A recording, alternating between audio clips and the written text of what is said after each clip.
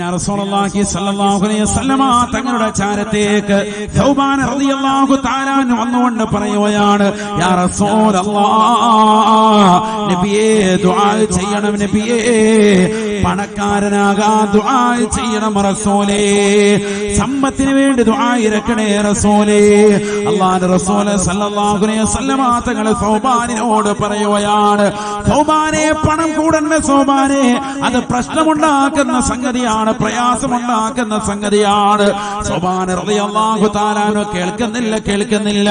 അല്ലാഹുവിന്റെ റസൂലിനോട് പറയുകയാണ്, നബിയേ സമ്പത്ത് എന്റെ കൈവെള്ളയിലേക്ക് വന്നാൽ ഈ നാട്ടിലെ പട്ടിണി പാവങ്ങളുടെ പ്രയാസങ്ങൾ കരുതി വരുത്താം, അവർക്ക് ഞാൻ സകാത്തുകൾ കൊടുക്കാം, അവരുടെ വിഷമങ്ങളെ പ്രയാസങ്ങളെ പരിപൂർണമായി തീർത്തു കൊടുക്കാം റസൂലേ. തങ്ങൾ എനിക്ക് വേണ്ടി ദുആ ചെയ്യണേ റസൂലേ. ഹബീബായ റസൂലുള്ളാഹി സ്വല്ലല്ലാഹു അലൈഹി വസല്ലമ തങ്ങളോട് സമ്പത്തിന് വേണ്ടി നിർബന്ധം ചൊലുത്തിയതാകുന്ന സൗബാനിന് വേണ്ടി ആകാശത്തിന്റെ അധിപനായ പടച്ചറപ്പിനോട് അല്ലാഹു സുബ്ഹാനഹു വ തആല ദുആ ചെയ്യുകയാ, അല്ലാഹുവേ പടച്ചറപ്പേ, നീ സൗബാനിനെ പണക്കാരനാക്കണേ അല്ലാഹ്, സമ്പത്ത് കൊടുക്കണേ അല്ലാഹ്, സമ്പത്ത് കൊടുക്കണേ അല്ലാഹ്.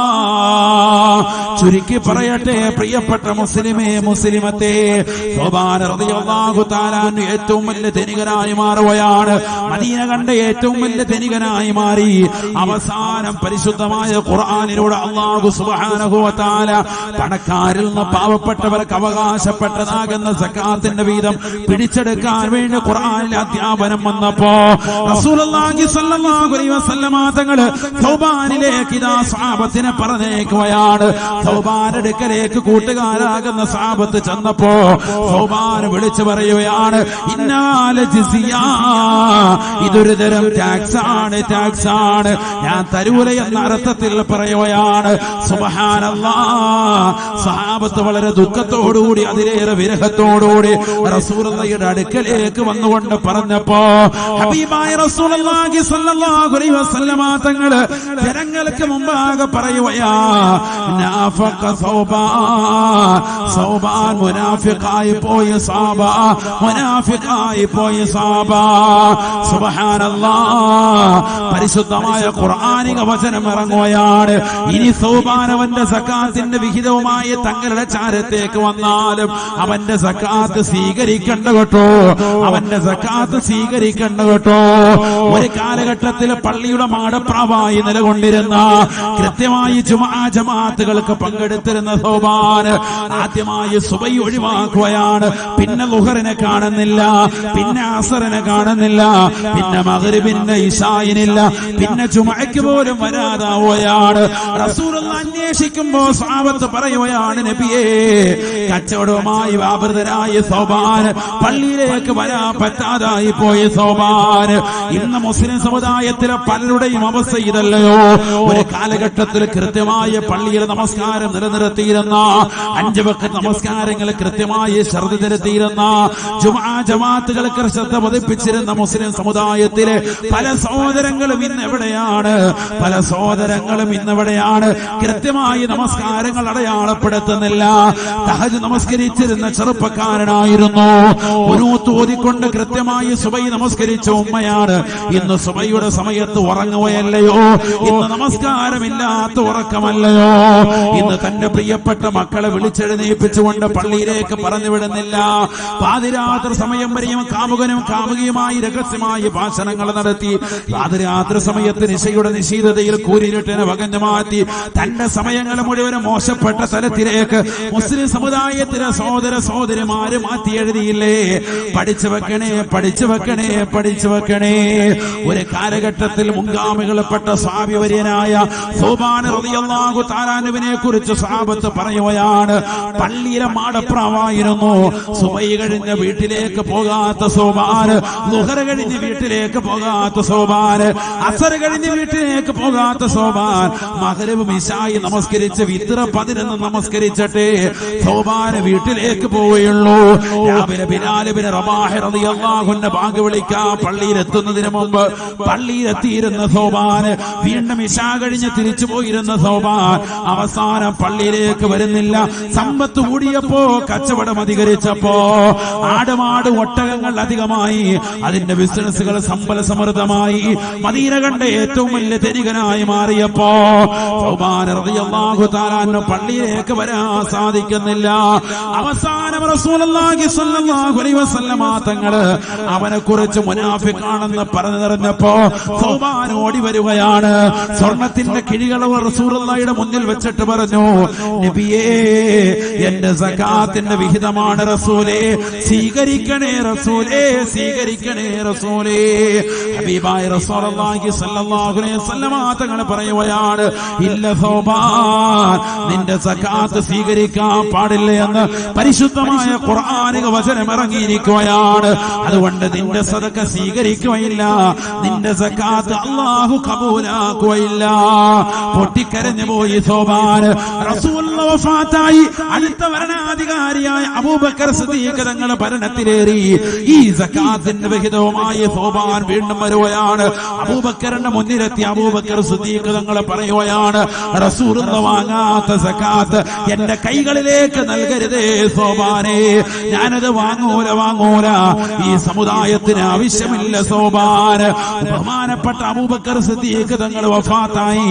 ഉമർ ഇബ്നുൽ ഖത്താബ് തങ്ങൾ ഖലീഫയായി.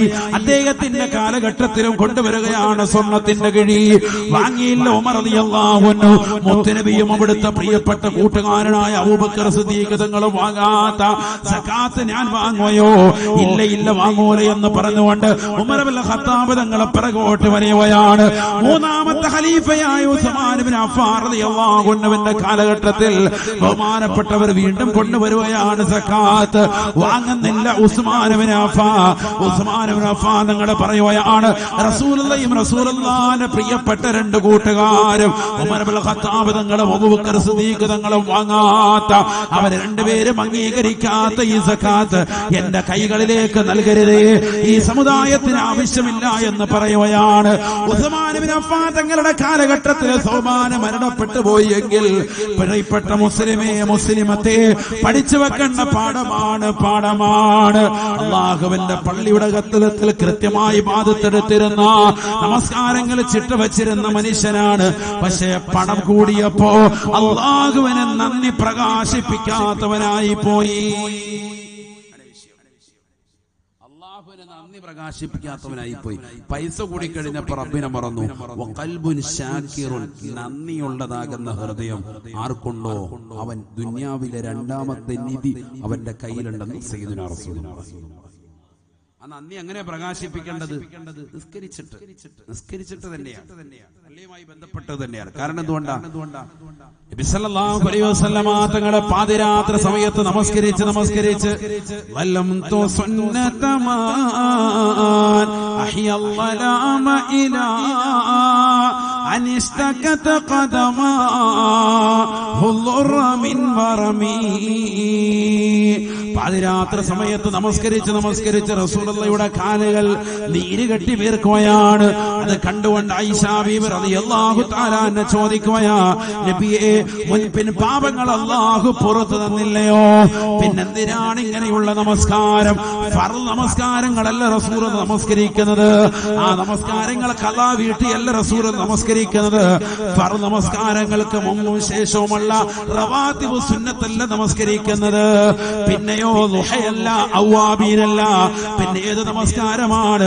പാതിരാത്രി സമയത്ത് പടച്ച റബ്ബിന്റെ സമക്ഷത്തിലേക്ക് ലോകം മുഴുവനും ഉറങ്ങുമ്പോൾ നിറഞ്ഞിത്തരനായി കുറഞ്ഞുകൊണ്ട് സുന്നത്ത് നമസ്കരിച്ചുകൊണ്ട് റസൂലുള്ള മുത്തലക്കം സുന്നത്ത് നമസ്കാരം നിർവഹിച്ച് കാലിൽ നീര് കെട്ടി വീർക്കുകയാണ്.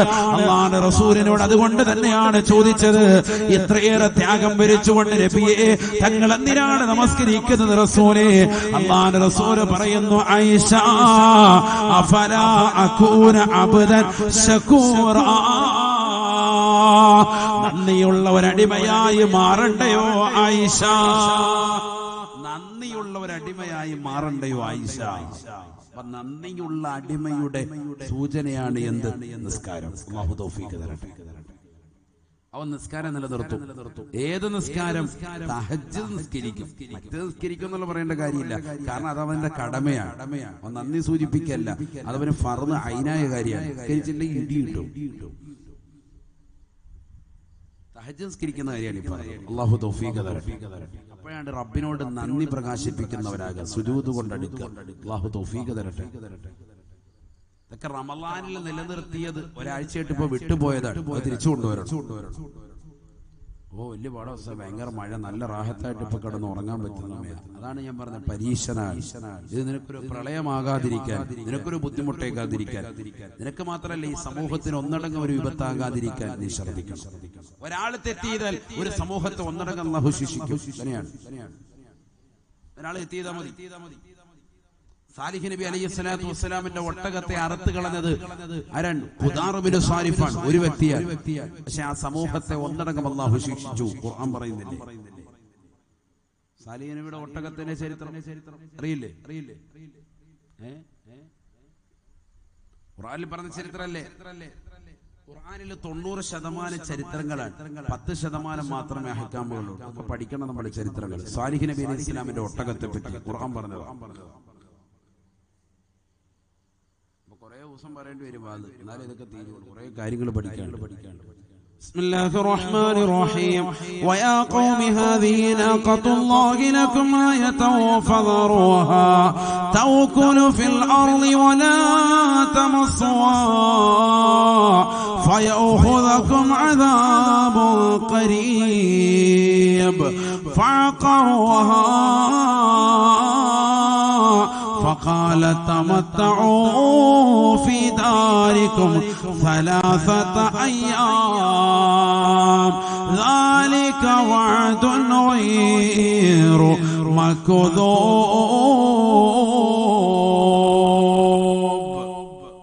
സൂറത്ത് ഹൂദ് വിശുദ്ധ ഖുർആൻ പറയാണ്. സാലിഹ് നബി അലൈഹിസ്സലാത്തു വസ്സലാമിനെ അല്ലാഹു സുബ്ഹാനഹു വ തആല അയച്ചു. ഏത് സമൂഹത്തിലേക്ക്? സമൂദ് എന്ന ഗോത്രത്തിലേക്ക്. ആ ഗോത്രം എവിടെയാണ്? മദീനയിൽ നിന്ന് 400 കിലോമീറ്റർ ദൂരെയുള്ള ഹിജറ എന്ന പ്രവിശ്യയിലാണ് സമൂദ് എന്ന ഗോത്രം വസിക്കുന്നത്. ഇപ്പൊ പറഞ്ഞു വന്നപ്പോ അങ്ങോട്ട് പറയാണ്, അത് പറയാനല്ല. ഞാൻ എന്തിനാ ഈ ചരിത്രം പറയുന്നത്? എന്തിനാ? ഒരാള് തെറ്റിയിരാല് ഒരു സമൂഹത്തെ ഒന്നടങ്കം അല്ലാഹു ശിക്ഷിക്കും.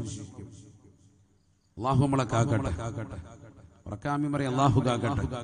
അങ്ങനെ ശിക്ഷിച്ച ചരിത്രമാണ് ഈ പറയുന്നത് കേട്ടോ. അങ്ങനെ ശിക്ഷിച്ചു ഒരു സമൂഹത്തെ അല്ലാഹു ഒന്നടങ്കം ശിക്ഷിച്ചു.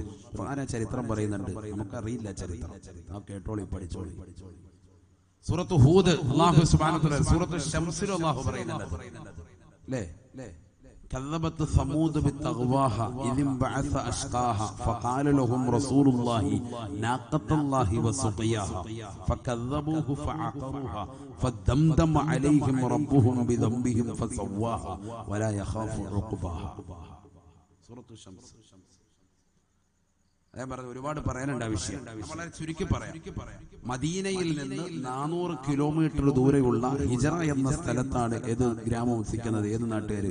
സമൂദ് എന്ന ഒരു ഗോത്രം വസിക്കുന്നത്. ഒരു ഗോത്രത്തിന്റെ പേരാണ്. ആ ഗോത്രത്തിലേക്ക് അല്ലാഹു അയച്ചു ഒരു പ്രവാചകനെ. ആ പ്രവാചകന്റെ പേരാണെന്ത്? ബഹുമാനപ്പെട്ട സാലിഹ് നബി അലൈഹി സ്വലാം. വഇലാ സമൂദ അഖാഹും സാലിഹ. വിശുദ്ധ ഖുർആൻ. സമൂദ് എന്ന ഒരു ഗോത്രത്തിലേക്കാണ് അല്ലാഹു സുബ്ഹാനഹു വ തആല സാലിഹ് നബി അയച്ചത്.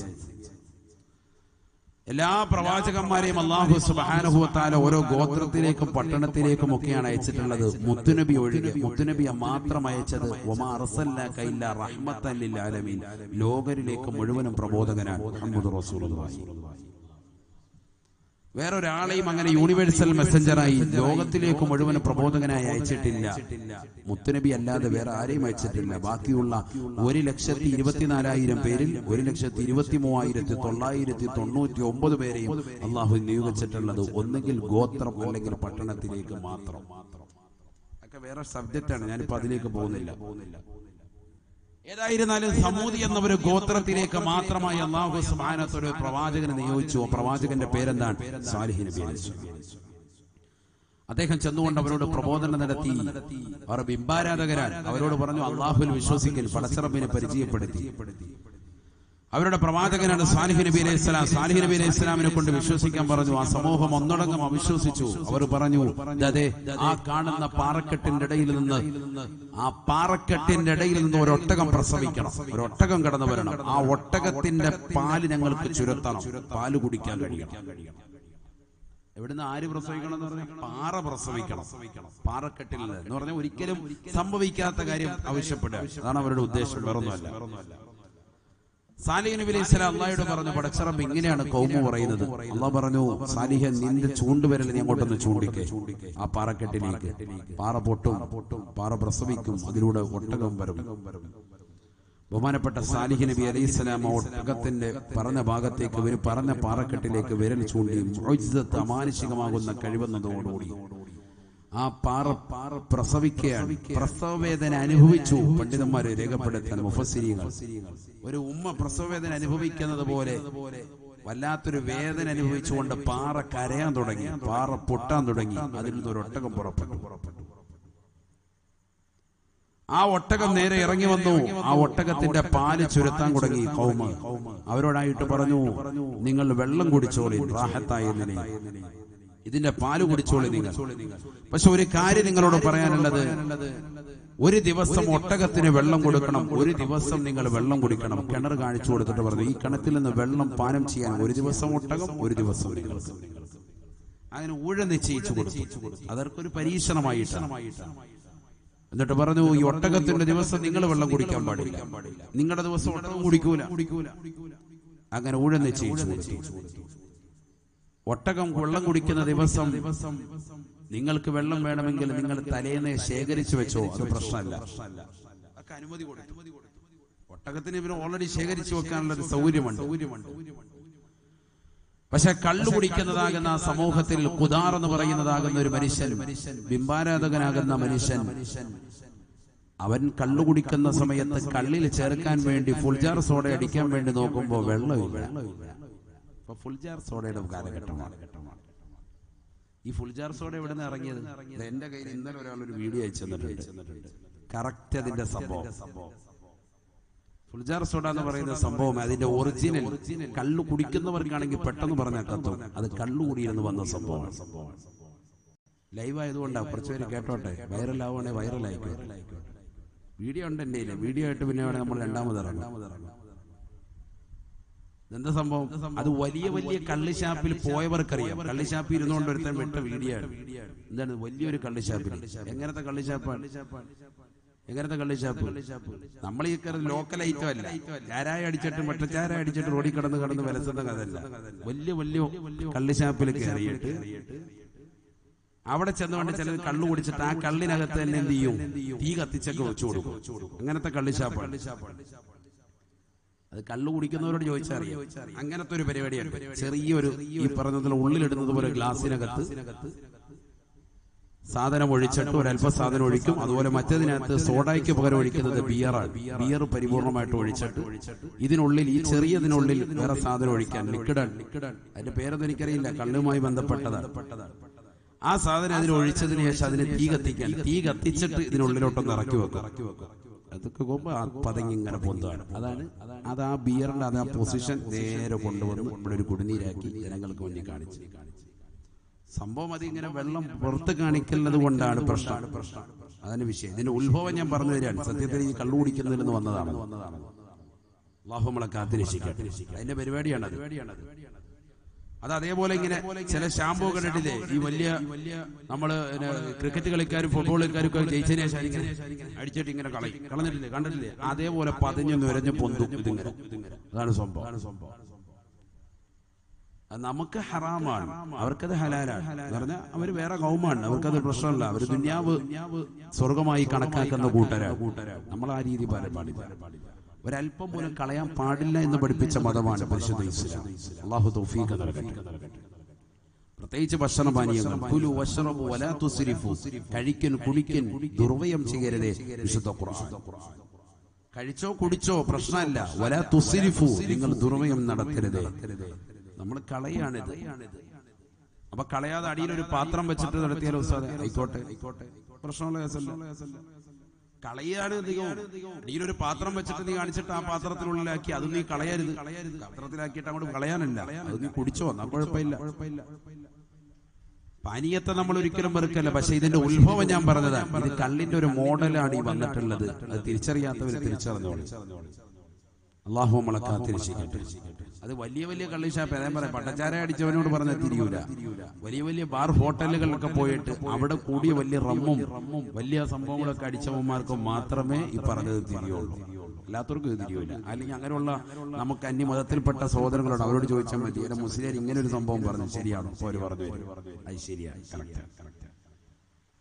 അള്ളാഹു നമ്മളെ കാത്തിരക്ഷിക്കട്ടെ. ഇതൊരാൾ അതേപോലെ ഒരു ഹോട്ടലിൽ ഇരുന്നുണ്ട് സാധനം വാങ്ങിച്ചിട്ട് അയാൾ ഇരുന്ന് അടിക്കുന്നത് അയാൾ കാണിച്ചു കൊടുക്കാൻ, അതിന്റെ രൂപം വീഡിയാണ് എനിക്ക് കിട്ടിയ ഞാൻ പറഞ്ഞു.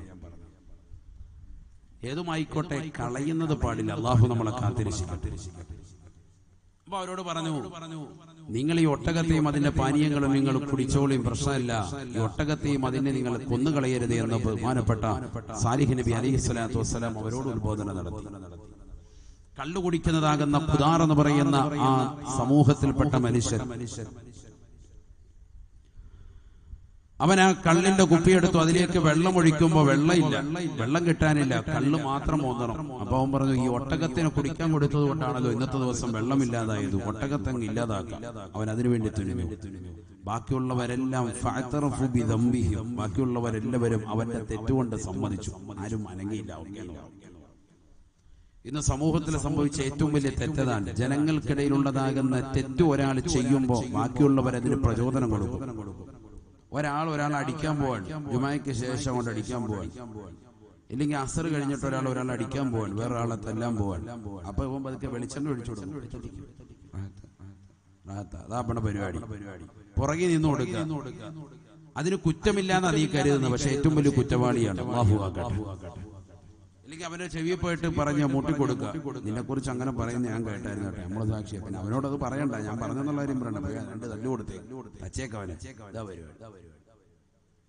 ഇങ്ങനെ ചെയ്യുന്ന ഒരുപാട് ആളുകളുണ്ട്. തെറ്റിൽ സഹവസിക്കുക, മറ്റുള്ളവരോട് സഹവസിക്കുക. ഇല്ലെങ്കിൽ ഒരാളെ തെറ്റ് കാണിച്ചു, തെറ്റാണെന്നുള്ള സമൂഹം മുഴുവൻ തിരിച്ചറിഞ്ഞു, പ്രതികരിക്കുന്നില്ല, അനങ്ങാതെ നിൽക്കുക പാടില്ല. അവർക്ക് മുഴുവൻ ശിക്ഷയുണ്ടാവും. എന്തുകൊണ്ട്? സാലിഹ് നബി അലൈഹിസ്സലാമിന്റെ ഒട്ടകത്തെ കൊന്നുകളയാൻ വേണ്ടി ഖുദാർ എന്ന മനുഷ്യൻ തീരുമാനിച്ചപ്പോ അവനോട് ജനങ്ങൾ മുഴുവനും സഹവസിക്കുകയാണ്, സംതൃപ്തരാവുകയാണ്. കذبت ثمود بطغواها إذ انبعث أشقاها فقال لهم رسول الله ناقة الله وسقياها فكذبوه فعقروها فدمدم عليهم ربهم بذنبهم فسواها ولا يخاف عقباها. സാലിഹ് നബി അലൈഹിസ്സലാമിന്റെ ഒട്ടകത്തെ ചൂണ്ടിക്കൊണ്ട് സാലിഹ് നബി അലൈഹിസ്സലാം അവരോട് പറയുകയാ, ഈ ഒട്ടകം എന്ന് പറയുന്നത് നിസ്സാരമായ ഒരു ഒട്ടകമല്ല. ഇത് അല്ലാഹുവിന്റെ ഒട്ടകമാണ്, ഒട്ടകമാണ്. അല്ലാഹു സുബ്ഹാനഹു വ തആല അല്ലാഹുവിന്റെ ഒട്ടകം എന്ന് പറഞ്ഞ ഒരേ ഒരു ഒട്ടകം ഖുർആനിൽ പറഞ്ഞത് ഏത് മാത്രമേ ഉള്ളൂ? ചരിത്രത്തിൽ സാലിഹ് നബിയുടെ ഒട്ടകം മാത്രമേ ഉള്ളൂ. മുത്തുനബിയുടെ ഒട്ടകത്തെ പറ്റി പോലും അള്ളാന്റെ ഒട്ടകം എന്ന് പറഞ്ഞിട്ടില്ല. വളരെ പഠിക്കണേ, വളരെ ശ്രദ്ധിക്കണേ. കുറെ പഠിക്കേണ്ട വിഷയമുണ്ടാ. ഞാൻ പതുക്കെ പതുക്കെ ഒരു ക്ലാസ് രൂപത്തിലൊക്കെ പോകുന്നത്. പിന്നെ ഇന്ന് നോമ്പ് പിടിച്ച് നിങ്ങളൊക്കെ ക്ഷീണിച്ചിട്ട് ഇരിക്കുക, പിന്നെ കുറച്ച് ഇങ്ങനെ പോട്ടെ. അല്ലാഹു തൗഫീഖ് നൽകട്ടെ. അവിടെ നല്ലതുപോലെ ശ്രദ്ധിച്ചു. كذبت ثمود بطغواها إذ انبعث أشقاها فقال لهم رسول الله ناقة الله وسقياها.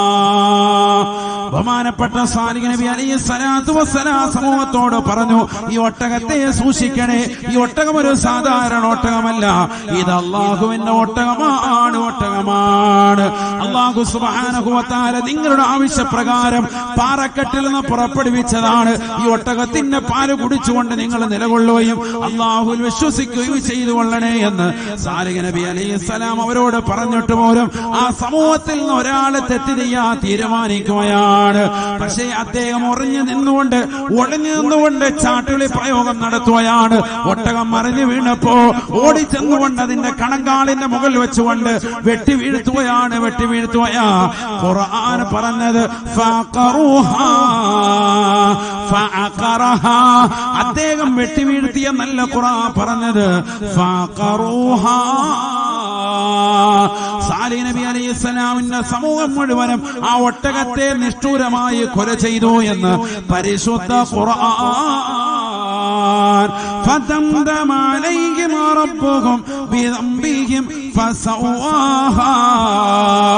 സാലിഹ് നബി അലൈഹിസ്സലാം ആ സമൂഹത്തോട് ചെന്നുകൊണ്ട് പറയുകയാണ്, യാ ഖൗം, അല്ലയോ സമൂഹമേ 3 ദിവസമാണ് നിങ്ങൾക്ക് അല്ലാഹു നൽകിയിട്ടുള്ളത്. തമത്തൗ ഫീ ദാരികം 3 അയ്യാം ذلك وعد غير مكذوب. 3 ദിവസങ്ങൾക്ക് ശേഷം അതികഠിന കഠോരമാകുന്ന ശിക്ഷ നിങ്ങൾക്ക് വന്നു ഭവിക്കുന്നതാണ്, വരുന്നതാണ്. നിങ്ങളുടെ കോലം മറിക്കുന്നതാണ്, ഈ ഭൂമിയെ തകിടം മറിക്കുന്നതാണ്. 1ാമത്തെ ദിവസം അങ്ങ് കഴിഞ്ഞപ്പോ സുബ്ഹാനല്ലാഹ് 5000-ഓളം വരുന്ന സമൂദ് ഗോത്രക്കാരുടെ മുഖം മുഴുവനും മഞ്ഞ നിറമാകുകയാണ്, കടുത്ത മഞ്ഞ നിറമാവുകയാണ്. 2ാമത്തെ പ്രഭാതം പൊട്ടിവിടർന്നപ്പോ സർവരുടെയും മുഖം മുഴുവനും ചുവന്ന നിറമാവുകയാണ്. 3ാമത്തെ പ്രഭാതം പൊട്ടിവിടർന്നപ്പോ സർവരുടെയും മുഖം മുഴുവനും കറുകറുത്തു പോയത്രേ. 4ാമത്തെ പ്രഭാതം അവരെ അല്ലാഹു കാണിച്ചില്ല. കസബത് സമൂദ് ബിതഖ്വാഹാ ഫദംദമ അലൈഹിം റബ്ബുഹും ബിദംബിഹിം ഫസവാഹാ. ഒരാള് തെറ്റ് ചെയ്തപ്പോ ആ സമൂഹത്തെ ഒന്നടങ്കം അല്ലാഹു തലകുത്തനെ നിർത്തിയത്രേ. ആ നാടിനെ മുഴുവനും അല്ലാഹു തലകീഴായി മറിച്ചുകൊണ്ട് ശിക്ഷിച്ചു എന്ന് പരിശുദ്ധ ഖുർആൻ. എല്ലാവരെയും 5000-ഓളം ആളുകൾ ഉണ്ടായിരുന്നു. സമൂദ് ഗോത്രക്കാർ എത്ര പേരാണ്? 5000 ആളുകൾ. ഒരാള് തെറ്റ് ചെയ്തപ്പോ 4099 പേരെ കൂടെ പിടിച്ച് മൊത്തം കൂടി തകടം മറിച്ചു. എന്തുകൊണ്ട്? തെറ്റിന്മേൽ ബാക്കിയുള്ളവരോടൊപ്പം റാഹത്തായ നിലയിൽ നിലകൊണ്ടു. അത് വലിയ തെറ്റാണ്. അല്ലാഹു നമ്മളെ കാക്കട്ടെ. ഇത് നമുക്കിടയിലുള്ള ഏറ്റവും വലിയ തെറ്റും അത് തന്നെയാണ്. അത് മാറ്റണം. അപ്പൊ നന്ദിയുള്ളതാകുന്ന ദാസനായി നമ്മൾ മാറണം. നന്ദിയുള്ള ദാസനായി മാറണം. അല്ലാഹു തൗഫീഖ് തരട്ടെ. 2 പറഞ്ഞത്, ബാക്കി 2 നമുക്ക് പിന്നെ പറയാം. അല്ലേ? അവിടെ പറയണം, പറഞ്ഞിട്ടങ്ങ് ദ്വാരക്ക അല്ലേ? പറയണോന്നുള്ളവര് കൈ ഉയർത്തിക്ക്. എത്ര പേരുണ്ട്? ഈ 2 ഇപ്പൊ എന്താ പറഞ്ഞത്? അതാദ്യം കേൾക്കട്ടെ. എന്തോ പറഞ്ഞത്? 2 എന്ന് പറഞ്ഞത് എന്താന്ന് മനസ്സിലായില്ല. എന്താണ് 2 എന്ന് പറഞ്ഞത്? ദുനിയാവിലെ 4 നിധികളിൽ 2. ഒന്ന് ഏതായിരുന്നു? അള്ളാഹുവിന് ദിക്ർ ചെല്ലുന്ന നാവ്. 2ാമത്തത് നന്ദി പ്രകാശിപ്പിക്കുന്ന ഹൃദയം. 3ാമത്തത് ബദനുൻ സാബിറുൻ. വേഗം നിർത്താൻ, വേഗം. മഴ ആയതുകൊണ്ട് നിങ്ങളൊക്കെ ഇങ്ങനെ ഒന്ന് ഉറങ്ങാൻ കൊതിച്ചിരിക്കാൻ തോന്നുന്നുണ്ട് അല്ലെ? എല്ലാവർക്കും ഒരു ക്ഷീണം ഉണ്ടെന്ന് തോന്നുന്നു. നോമ്പൊടിച്ച തന്നെയാണോ? നോമ്പൊടിച്ച ക്ഷീണിക്കണ്ടല്ലോ. അല്ലാഹു ആഫിയത്ത് തരട്ടെ. സൂമു തസ്ഹൂന നബി തങ്ങൾ പഠിപ്പിച്ചു. നിങ്ങൾ നോമ്പ് പിടിക്കൽ ആരോഗ്യമുള്ളവരാകിൽ. സയ്യിദുനാ റസൂലുള്ളാഹി സൂമു തസ്ഹു, നിങ്ങൾ നോമ്പ് പിടിക്കൽ ആരോഗ്യമുള്ളവരാകിൽ. ഇപ്പൊ LCHF-ലേക്ക് കടന്നു, ഒക്കെ ആരോഗ്യമുള്ളവരായിക്കൊണ്ടിരിക്കുകയാണ്. കൗമല്ല. എന്താ കാര്യം? ഭക്ഷണം കുറെ നിയന്ത്രിച്ച് അരിയാഹാരം ഗോതമ്പാഹാരം ഒക്കെ കുറച്ചു, ആഹാരം കുറച്ചു. സത്യത്തിലൊരു നോമ്പ് പോലെയാണ്. അപ്പൊ നല്ല ആരോഗ്യം വീണ്ടെടുത്തു, കിലോ കുറഞ്ഞു. കറക്റ്റ്. അനുഭവങ്ങൾ പറഞ്ഞതാണത്. സൂമു തസിഹു, നിങ്ങൾ നോമ്പ് പിടിക്കൻ ആരോഗ്യമുള്ളവരാകും. അല്ലാഹു തൗഫീഖ് തരട്ടെ. അതുകൊണ്ടാണ് മാസത്തിൽ 3 നോമ്പ്, 13, 14, 15, 27, 28, 29 അയ്യാമു സൂദ് പിടിക്കണം. അല്ലാഹു തൗഫീഖ് തരട്ടെ. അങ്ങനെയുണ്ട്. അയ്യാമുൽ ബീളുണ്ട്, അയ്യാമു സൂദുണ്ട്. അയ്യാമുൽ ബീള് അയ്യാമുൽ സൂദ്. അയ്യാമുൽ ബീള് ഏതാണ്? അറബി മാസത്തില് 13, 14, 15. അയ്യാമുൽ സൂദ് 27, 28, 29 ഒക്കെ പഠിക്കണം. അല്ലാഹു തൗഫീഖ് തരട്ടെ. സുന്നത്തായ നോമ്പുകളാണ് പഠിക്കാൻ അല്ലാഹു തൗഫീഖ് തരട്ടെ. തിങ്കളാഴ്ച നോമ്പ് പിടിക്കണം, വ്യാഴാഴ്ച ദിവസം നോമ്പ് പിടിക്കണം. കഴിയുന്നവർ അല്ലാഹു തൗഫീഖ് നൽകട്ടെ. അപ്പൊ നോമ്പ് പിടിച്ചതിന് നമുക്ക് ക്ഷീണം വേണ്ട. അല്ലാഹു നമുക്ക് ആഫിയത്ത് തരട്ടെ ഇൻഷാ അല്ലാഹ്. മൂന്നാമത്തത് ക്ഷമിക്കുന്നതാകുന്ന ശരീരം ആർക്കുണ്ടോ? ക്ഷമിക്കുന്ന ശരീരം ആർക്കുണ്ടോ? ക്ഷമിക്കുന്നതാകുന്ന ശരീരം ആർക്കുണ്ടോ? മൂന്നാമത്തെ നിധി അവന്റെ കൈവശമുണ്ട്. സയ്യിദുനാ റസൂലുള്ളാഹി. അല്ലാഹു നമുക്ക് നൽകി അനുഗ്രഹിക്കട്ടെ. മുഹീദ്ദീൻ ശൈഖ് റളിയല്ലാഹു അൻഹു 49 മക്കളുണ്ടായിരുന്നു. 35 പേരും ചെറുപ്പത്തിലെ മരണപ്പെട്ടു പോയി. മുഹീദ്ദീൻ ശൈഖ് റളിയല്ലാഹു അൻഹു. എത്ര മക്കള്? കുറെ ഞാൻ പറഞ്ഞു ഒരു 10 ദിവസം അത് പറയണോ? അതെ ശരിയാവും. മുഹീദ്ദീൻ ശൈഖ് റളിയല്ലാഹു അൻഹു എത്ര വിവാഹം കഴിച്ചു? 4 വിവാഹം കഴിച്ചു. എത്ര മക്കളുണ്ട്? 49 മക്കളുണ്ട്. 35 പേര് ചെറുപ്പത്തിൽ തന്നെ മരണപ്പെട്ടു പോയി. ചെറുപ്പത്തിലെ 35 പേര് മരണപ്പെട്ടു പോയി. ബാക്കിയായത് 14 പേരാണ്. 14 പേരാണ് ബാക്കിയായത്. അദ്ദേഹത്തിന് മയ്യത്ത് നമസ്കാരത്തിന് നേതൃത്വം കൊടുത്തത് അബ്ദുൽ വഹാബി എന്ന് പറയുന്ന പ്രിയപ്പെട്ട മകനാണ്. അല്ലാഹുവിന്റെ ദറജ ഉയർത്തട്ടെ. പണ്ഡിതനായിരുന്നു. അദ്ദേഹത്തിന്റെ ശിഷ്യനാണ്, പണ്ഡിതനാണ്. അദ്ദേഹത്തിന്റെ അടുക്കൽ തന്നെ ഓതി പഠിച്ച വലിയ മകനാണ് അബ്ദുൽ വഹാബ്. മുഹീദ്ദീൻ ശൈഖ് റളിയല്ലാഹു അൻഹുവിന്റെ മകന്റെ പേരാണ്. അല്ലാഹുവിന്റെ ദറജ ഉയർത്തട്ടെ. ഞാൻ പറഞ്ഞു വന്നത് 35 പേര് ചെറുപ്പത്തിലെ മരണപ്പെട്ടു പോയിട്ടും ക്ഷമിക്കാൻ സബക്കിന് വേണ്ടിയിരിക്കുന്നു, ക്ലാസ് എടുക്കാനിരിക്കുന്നു, ദറസ് എടുക്കാനിരിക്കുമ്പോ ബഹുമാനപ്പെട്ടവരുടെ അടുക്കൽ വന്നിട്ട് പറയും, എത്ര വർഷം ദറസ് നടത്തി? 40 വർഷം ദറസ് നടത്തിയ മഹാനാണ് മുഹീദ്ദീൻ ശൈഖ് റളിയല്ലാഹു അൻഹു. അദ്ദേഹത്തിന്റെ അടുക്കൽ വന്നിട്ട് പറയും, നിങ്ങൾക്കൊരു മകൻ ജനിച്ചിരിക്കുന്നു, അൽഹംദുലില്ലാഹ്. സബക്ക് തീരുമ്പോ അഥവാ ക്ലാസ് തീരുമ്പോൾ അദ്ദേഹത്തിന്റെ അടുക്കൽ വന്നിട്ട് പറയും, ആ പറഞ്ഞ ആള് തന്നെ വന്നിട്ട് പറയും, ആ ജനിച്ചെന്ന് പറഞ്ഞ കുട്ടിയില്ലേ, അത് മരണപ്പെട്ടിട്ടുണ്ട്. എപ്പോഴും അല്ല, ഇടയ്ക്കിടയ്ക്ക് അത് സംഭവിക്കാറുണ്ടായിരുന്നു. അത്ര പെട്ടെന്ന് ചിലപ്പോൾ ആ കുട്ടിയായിരിക്കുമല്ലോ, വേറൊരു കുട്ടിയായിരിക്കും. അത്ര പെട്ടെന്ന് ചെറുപ്പത്തിലേ തന്നെ ഒക്കെ മക്കൾ മരണപ്പെട്ടു പോവാ. നിങ്ങൾ നോക്കി, എല്ലാ മഹത്തുക്കളുടെയും മക്കള് ചെറുപ്പത്തിലെ മരണപ്പെട്ടു പോയിട്ടുണ്ട്. പരീക്ഷണം ഉണ്ടായിട്ടുണ്ടാവും. മുത്തുനബി മുഹമ്മദ് റസൂലുള്ളാഹി സ്വല്ലല്ലാഹു അലൈഹി വസല്ലം തങ്ങൾ മുതൽ നിങ്ങൾ പരിശോധിച്ചു നോക്കും. മക്കളെ കൊണ്ട് അല്ലാഹു പരീക്ഷിക്കും. അപ്പൊ അതിങ്ങോട്ട് വരുമ്പോ നമ്മൾ ക്ഷമിച്ചു നിൽക്കണം. എന്റെ മക്കൾക്ക് മുത്തുനബിയുടെ മക്കൾ മരണപ്പെട്ടത് പോയാൽ എന്റെ മക്കൾ മരണപ്പെട്ടു പോയിട്ടുണ്ടെന്ന് പറയലല്ല വലിപ്പം. മറിച്ച് നമുക്ക് ക്ഷമിക്കാൻ തയ്യാറാണ്. ആ സമയത്ത് നമ്മൾ നൈറ്റിയും വലിച്ചു കീറി റോഡെ കൂടെ നടന്ന് നെഞ്ചത്തടിച്ച് കവളത്തടിച്ച് പ്രശ്നം ഉണ്ടാക്കി കരഞ്ഞ് ബഹളം വെച്ചു അട്ടഹസിച്ചു. മയ്യത്തെടുക്കുമ്പോ ഒരു കരച്ചിൽ, മയ്യത്തിന് പുറത്ത് കിടന്നൊരു കരച്ചിൽ, മുടിയിലാണ് വലിച്ചു കീറിയിട്ട് ഒരു പരിപാടി. അങ്ങനെ കുറെ സീൻ കാണിച്ചിട്ട് അവസാനം പറയാം, എന്നാലും ഞാൻ ക്ഷമിച്ച എന്റെ മോൻ മരിച്ചു. അതല്ല ക്ഷമ എന്ന് പറയുന്നത്. ഒരിക്കൽ നബി സല്ലല്ലാഹു അലൈഹി വസല്ലം തങ്ങൾ ഒരു ഖബറിന്റെ സമീപത്തുകൂടി നടന്നു പോകുമ്പോ ആ ഖബറിന്റെ സമീപത്തിരുന്നു കൊണ്ട് ഒരു സ്ത്രീ ഇരുന്ന് കൊണ്ട് കരയുക. നബി തങ്ങൾ പറഞ്ഞു, ഇത്തഖില്ലാഹു ഫസ്ബിരി, അല്ലാഹുവിനെ സൂക്ഷിക്കണേ പെണ്ണെ, നീ ഒന്ന് ക്ഷമിക്കണേ പെണ്ണെ എന്ന് പറഞ്ഞു. ആ പെണ്ണിന്റെ ബന്ധുക്കളിൽപ്പെട്ട ആരോണ് മരിച്ചു കിടക്കുന്നത്, ഖബറിൽ കിടക്കുന്നത്. അപ്പൊ ആ പെണ്ണ് ഉടനെ മുത്തുനബിയാണെന്ന് അറിയാതെ പറയാണ്, റസൂലുള്ളാഹിയാണെന്ന് അറിയില്ല. ആ പെണ്ണ് പറഞ്ഞു, നിങ്ങൾക്കാണ് ഈ അവസ്ഥ വന്നെങ്കിൽ നിങ്ങൾ ഇതിനേക്കാൾ കൂടുതൽ കരഞ്ഞേനെ എന്ന് പറഞ്ഞു. മുത്തുനബി ഒന്നും പറഞ്ഞില്ല. റസൂലുള്ളാഹി അങ്ങ് പോയി. പുറകെ വന്ന സ്വഹാബത്തിൽ ആരോ ഒരാൾ പറഞ്ഞു, പെണ്ണിനോട് പറഞ്ഞു, നീ ആരോടാണ് അങ്ങനെ പറഞ്ഞെന്ന് അറിയുമോ? അതാണ് മുഹമ്മദ് റസൂലുള്ളാഹി സ്വല്ലല്ലാഹു അലൈഹി വസല്ലം. പെണ്ണ് ഓടിച്ചെന്നു. പെണ്ണ് റസൂലുള്ളാഹിന്റെ വീട്ടിൽ ചെന്നുകൊണ്ട് റസൂലുള്ളാഹിയോട് പറഞ്ഞു, അറിയില്ല നബിയെ, നബിയാണെന്ന് അറിയില്ല. നബി തങ്ങൾ പറഞ്ഞു, ഇന്നമ സബറു ഇൻദ സദമത്തുൽ ഊല, ക്ഷമ വേണ്ടത് ആദ്യ ഘട്ടത്തിലായിരുന്നു. സയ്യിദുനാ റസൂലുള്ളാഹി ക്ഷമിക്കേണ്ടത് എവിടെയാണ്? ഞാൻ ആ പറഞ്ഞപ്പോൾ നീ അങ്ങ് ക്ഷമിച്ചിരുന്നെങ്കിൽ ഓക്കെ. ആ സമയത്ത് കടന്ന് ഒച്ചയും വെള്ളം ഇട്ടു. നമ്മളിലുള്ള അധിക ആളുകളും അങ്ങനെ തന്നെയാണ്. ഭയങ്കര കരച്ചിലും സീനും സൃഷ്ടിച്ചു വലിയ ഒച്ചയും ബഹളം ഉണ്ടാക്കി, എനിക്കെന്നാലും ഇങ്ങനെ വന്നല്ലോ, എനിക്ക് ആ ഗതി വന്നല്ലോ, ഇത് വന്നല്ലോ എന്നൊക്കെ പറഞ്ഞ് ബഹളം എല്ലാം വെച്ചിട്ട് പിന്നെ പറയും, ഓ ഞാനങ്ങ് ക്ഷമിച്ചേച്ചു നമ്മുടെ മകന്റെ കാര്യത്തിൽ. നാട്ടുകാർ മുഴുവൻ അറിഞ്ഞു നിന്റെ ക്ഷമയുടെ കോലം. ഇതാണ് നമ്മുടെ ക്ഷമ. അതല്ല ക്ഷമ. മുഹീദ്ദീൻ ശൈഖ് റളിയല്ലാഹു അൻഹു പോലെ ക്ഷമിക്കാൻ കഴിയണം. വലിയ ധനികനായിരുന്നു മുഹീദ്ദീൻ ശൈഖ് റളിയല്ലാഹു അൻഹു. തന്റെ കപ്പലിലുള്ളതാകുന്ന മുഴുവൻ സാധന സാമഗ്രികളും കടലിലേക്ക് മുങ്ങിപ്പോയി എന്നുള്ളതാകുന്ന വാർത്ത അദ്ദേഹത്തിന്റെ കാതിൽ വന്നുകൊണ്ടൊരു ശിഷ്യൻ പറഞ്ഞപ്പോ അദ്ദേഹം പറഞ്ഞു, അൽഹംദുലില്ലാഹ്, അല്പനേരം കഴിഞ്ഞപ്പോൾ അതേ ശിഷ്യൻ തന്നെ വന്നിട്ട് പറഞ്ഞു, നമ്മളുടെ കപ്പലിലുള്ള സാധനമല്ല കത്തി നശിച്ച് കടലിലേക്ക് മുങ്ങിപ്പോയിട്ടുള്ളത്, അത് വേറൊരാളുടെയാണ്, നമ്മുടെ സാധനമല്ല. മൊയ്തീൻ ഷെയ്ഖ് ഭയങ്കര സാമ്പത്തികമുള്ള ആളാ, ലോക്കൽ ആളല്ല, ഭയങ്കര കാശായിരുന്നു, ഭയങ്കര ആസ്തിയുള്ള മനുഷ്യനായിരുന്നു. പക്ഷെ അതിനോടൊപ്പം തന്നെ തഖ്വ ആർജിച്ചു വെച്ചു. അവിടെയാണ് വിഷയം.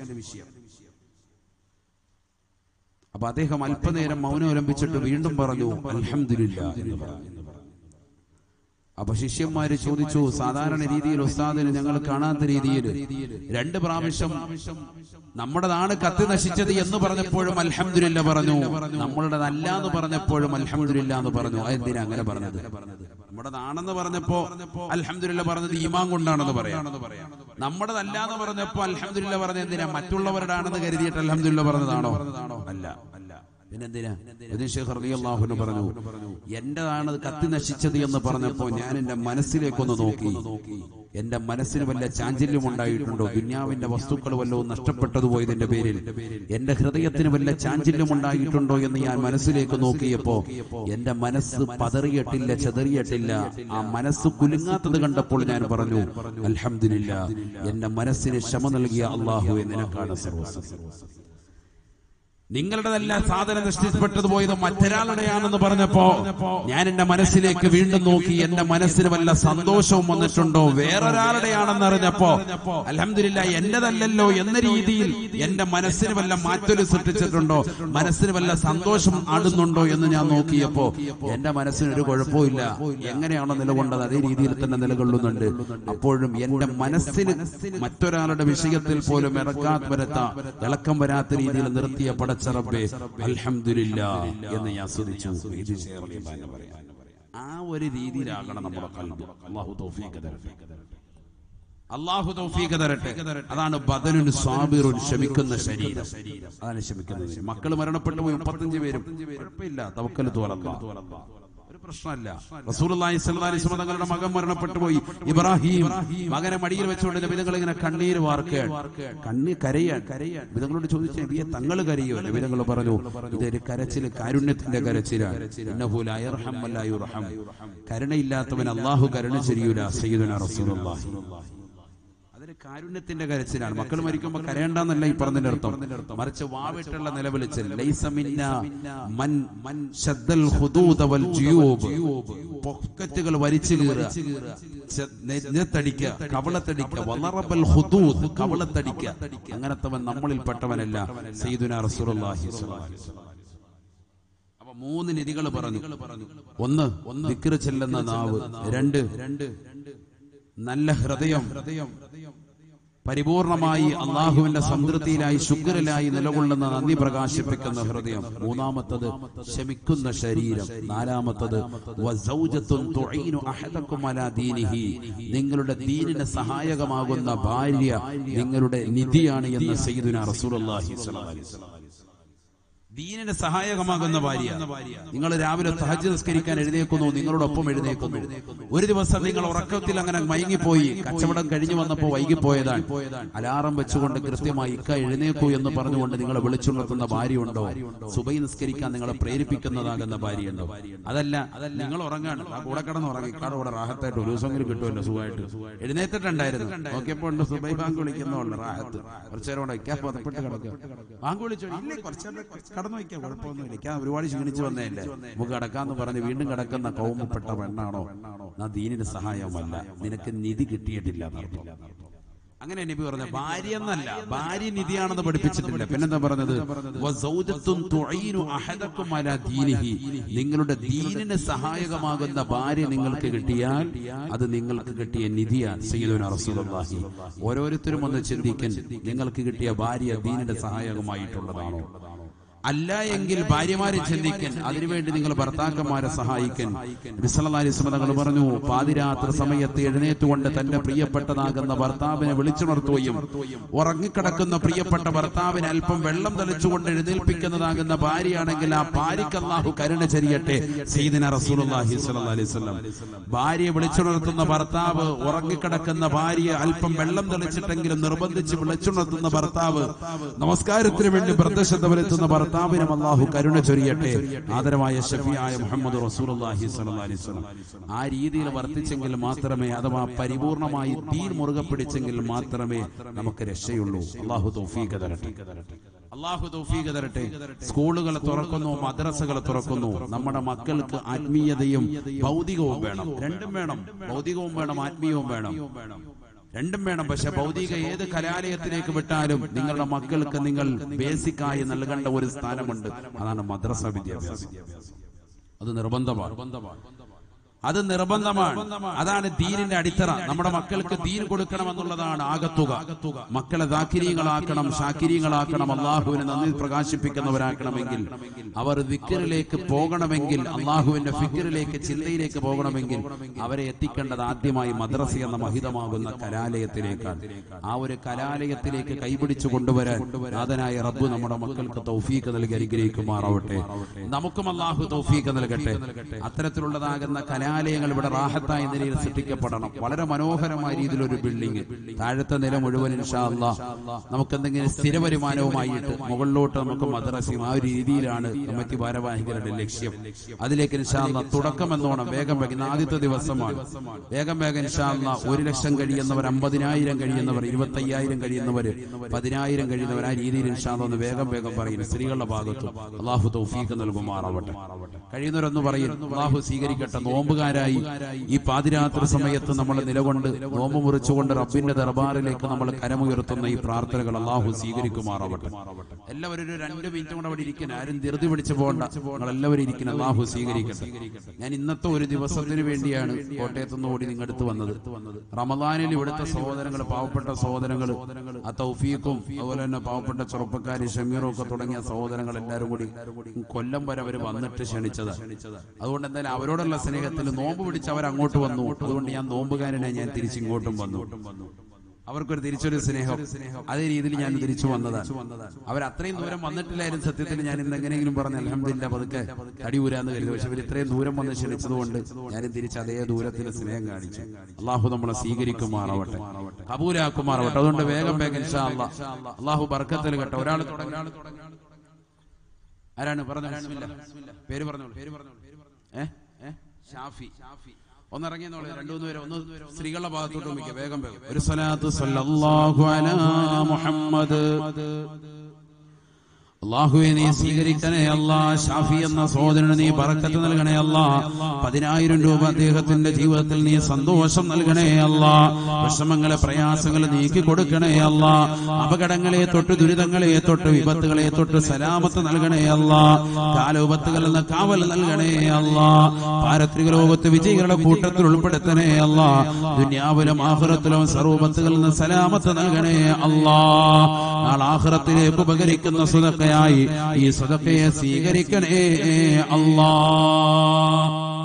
സ്വീകരിക്കട്ടെ, കബൂലാകട്ടെ. അടുത്തയാൾ പറഞ്ഞോളൂ. അല്ലാഹു സ്വീകരിക്കട്ടെ. നമ്മുടെ നാട്ടിലുള്ള എല്ലാവരും ഭാഗമാക്കാകണ്ടാണ്. ഒരാൾ പോലും ഒഴിഞ്ഞു പോകരുത്. അല്ലാഹു ബർക്കത്ത് നൽകട്ടെ. ഇപ്പൊ ആ മക്കളെ ഷെഡിലിരുന്നാണ് പഠിക്കുന്നത്. ഭൗതിക കലാലയത്തിന് വേണ്ടിയാണ് നമ്മളൊക്കെ 25,000, 50,000 എത്ര വേണമെങ്കിലും നമ്മൾ കൊടുക്കും. MBBS-നൊക്കെ പറഞ്ഞു വിടുന്നവർ എത്ര ലക്ഷങ്ങളാണ് കൊടുക്കുന്നത്. ദീനി വിഷയങ്ങൾക്ക് വേണ്ടി നമ്മൾ എന്തേ പ്രാമുഖ്യം കാണിക്കാത്തത്?